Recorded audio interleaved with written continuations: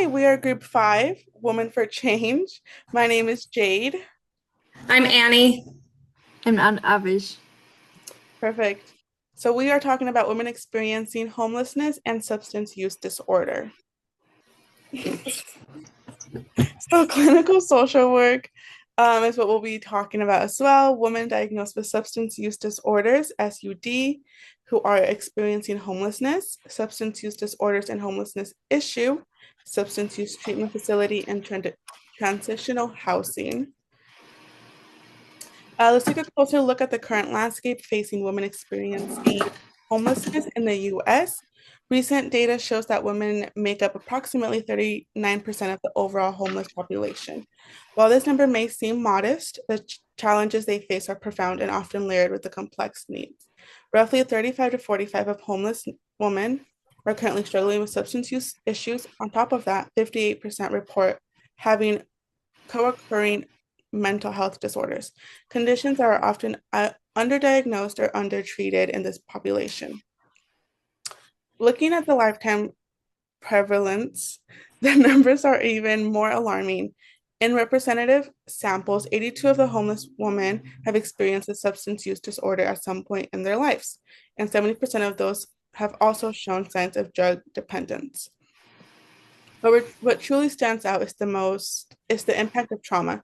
In one study, every participant 100% reported experiencing at least one type of trauma, with most women having endured between 5 to 7 different trauma types.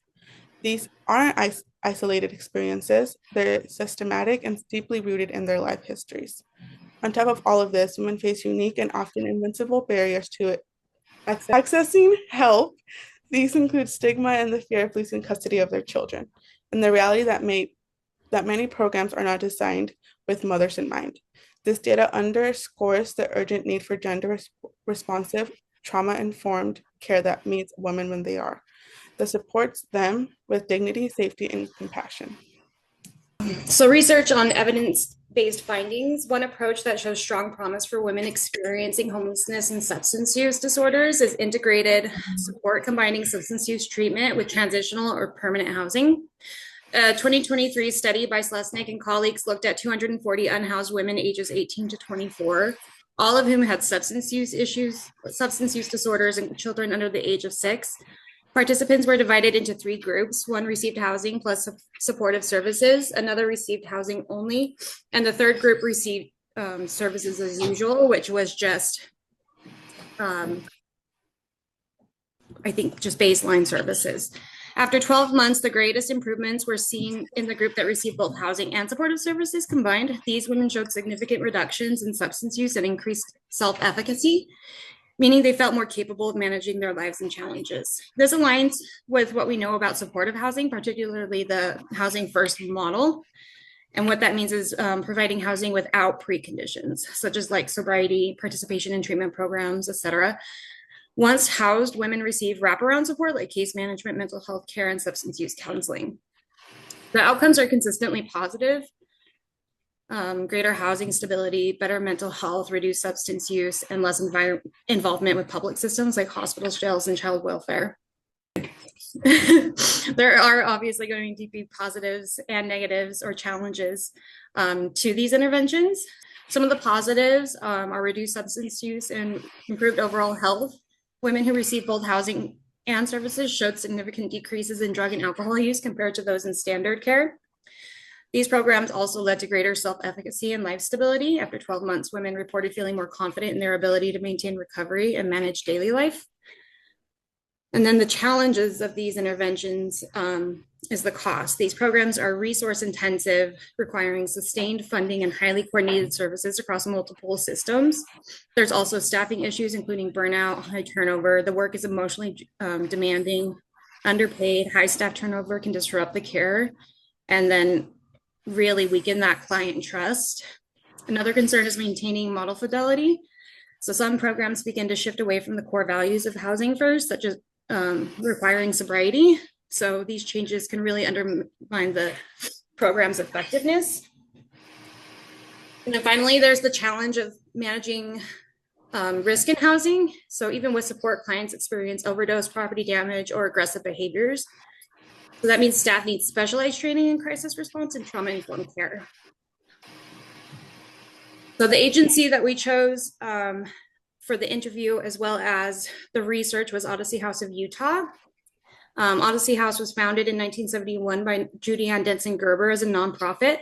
It began with one single adult residential house in New York City. And then over the last 50 something years, it's grown and one of the largest comprehensive addiction treatment programs in Utah.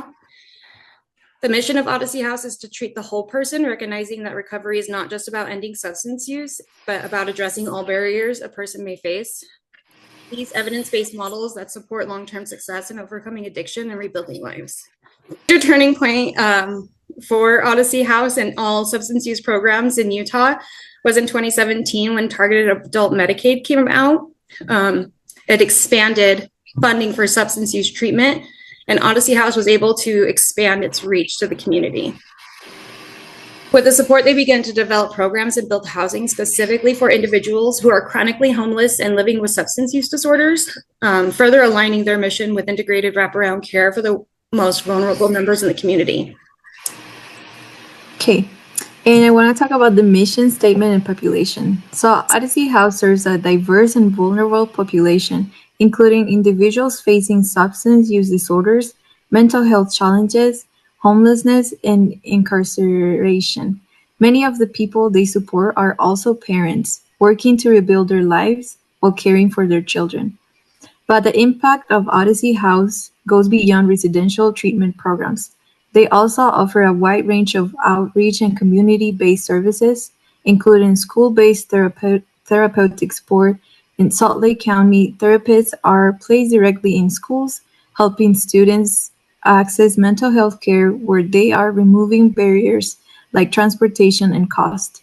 At the heart of it all, Odyssey House mission statement, which is empowering people to heal and build better lives. It's simple yet powerful reminder of what drives their work, supporting individuals and families not just to survive, but to thrive. Also, the social work at Odyssey House play a crucial role at Odyssey House and are an integral part of how the organization delivers care. While the traditional therapeutic community model, or TC, was originally designed to be peer-run, most programs today, including Odyssey House, follow a modified TC model. This means there is a now diverse mix of staff, including licensed clinicians, medical professionals, and individuals with lived experience in recovery. And then when we talk about ethical behavior, when working in a therapeutic community or TC, ethical behavior is essential to building a safe and effective treatment environment. Each role within the community, whether clinical staff or peer support, has different expectations around self-disclosure. For example, peer support staff may share more of their personal recovery experiences as part of their role, helping clients relate and feel less alone. However, licensed clinicals are ethically bound to limit self-disclosure, using it only when it directly serves a therapeutic purpose. Regardless of a role, all staff are held to a high ethical standard to protect client well-being and maintain professional boundaries. This includes not accepting or offering gifts, avoiding dual relationships, limiting personal disclosures, and avoiding physical contact. These boundaries aren't just rules, they are the core of ethical practice. They help maintain trust, professionalism, and a constant standard of care across the entire treatment community. Okay, so we're going to talk about the starting salary and advancement opportunities. There was quite a bit here, so I might skim over it. There are support staff that work at Odyssey House who are more entry-level positions. While these roles don't really require degrees or certifications, they still come with expectations, like maintaining healthy boundaries, upholding those code of ethics and code of conduct like we just talked about, completing agency-provided training in like de-escalation techniques and motivational interviewing, as well as learning and understand the ASAM dimensions, though it's not as applicable to other jobs. The starting pay for the behavioral health technicians is $17.50 an hour, and they are more of like the support staff for the facility in a 24/7 live-in facility. In the clinical roles, there's mental health therapists. Salaries range from $60,000 to $80,000 a year, depending on experience. And those positions require current licensure, including CSWI, which is intern, CSW, LCSW, ACMHC, clinical mental health counselor, family counselors, so MFTI, which is intern, AMFT, or LMFTs. Those are all accepted credentials that could provide like clinical therapy services at Odyssey House. Here are some of the statistics taken from surveys of the employees at the agency. They post this directly on their website, so I pulled this from that. You see the numbers are pretty high. You have 95% are satisfied with their job, 97% feel Odyssey has an impact in the community. 94% feel that they are treated with respect and are proud to work for Odyssey. 98% are happy with their supervisor. Those are all really good indications. This is the interview that was conducted with a licensed social worker. Let's see. I did this interview by creating like a quiz, like an anonymous quiz where you don't have to say who it is and how you feel and your email and all that. And I sent it out to a bunch of different levels of licensed clinicians in the agency, asking for their anonymous responses. And I was only able to get this one, but I'm happy that I at least got one. So let's see. Do you tend to assist more women than men in need of assistance with children who are experiencing homelessness? Yes. What are some of the barriers that may influence women's ability to enter treatment if they have children? The age of the children. Odyssey House, you can only go up to age 12. So that really puts a barrier on it, women with children that are 13 and older. Or other parents that don't want to displace their children to enter treatment. What challenges do you face finding housing for a family unit coming from homelessness? There are very limited options. As of right now, Odyssey House and Lifestart Village are the only two that I'm aware of. Therefore, available space is limited. There are also limits on the age of the children, as mentioned, 12 and under. Do community partners you work with support the success of the population you treat? For the most part, some sober livings or IOPs are a one and done, meaning this, so we can read it better. Meaning that if someone were to relapse, even once, they are evicted from the housing or discharged from the program. So that could be very limiting too. Like then you're back to homelessness and you're back into this loop of social work and population and minority group that you're trying to come out of, even with one slip, which can be extremely devastating. And then I put a note in here. This was specific to women and children. Odyssey House also uses ACEs, the adverse childhood experiences, to gauge the effects of maybe their childhood and how that's affected their adulthood. LSI RSV, which is the level of service inventory, which gives us an idea of the criminogenic factors related in a person's life or behaviors. This report summarizes the results of the LSIR administration and provides information pertinent to the assessment of the individual. There is an initial CSSRS, which is a suicide ideation screening during the admissions and take assessments as well. Okay. For our conclusions, we wrote something up. So through our research and the interview with a social worker at Odyssey House, it's pretty clear that the agency plays a critical role in supporting vulnerable populations, including women with children facing homelessness and substance use disorders. Social workers are vital in this process, and their understanding of policy systems, navigation, and trauma-informed care allows them to advocate for clients, coordinate services, and tailor support to each individual.